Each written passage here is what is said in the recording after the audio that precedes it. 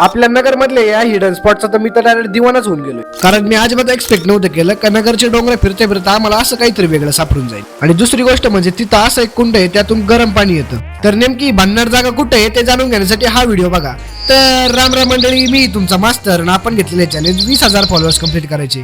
तुम्ही मला अजून फॉलो नसेल केलं तर काय करू राहिलेलं, लवकर फॉलो करून द्या ना.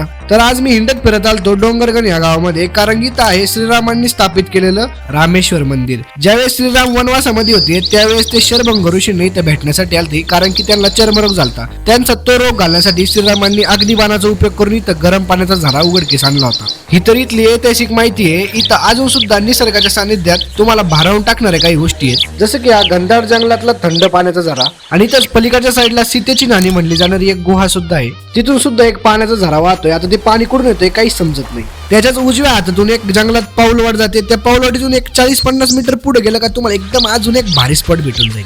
ह्यो स्पॉट बघून तर मी डायरेक्ट नाचायलाच लागलो होतो. आणि ही जागा एवढी एकांतात आणि एवढी सुंदर आहे ना, त्याचं वर्णन मी शब्दात करूच शकत नाही. आमचे नॅशनल चॅम्पियन तर वरतीच थांबले. ते म्हणे मास्तर माझी 1-2 दिवसात मॅच आहे, तुम्ही मला आपटीतान धोपटीतान. म्हणजे ये भाऊ खाली काय नाही होत, मेरी जिम्मेदारी पे आनीची. ही जागा तर मला खूप आवडली. तुम्ही पण हा व्हिडिओ तुमच्या अशा मित्राला पाठवून द्या जो काय म्हणत असतो काय नाही रे तुमच्या नगरात.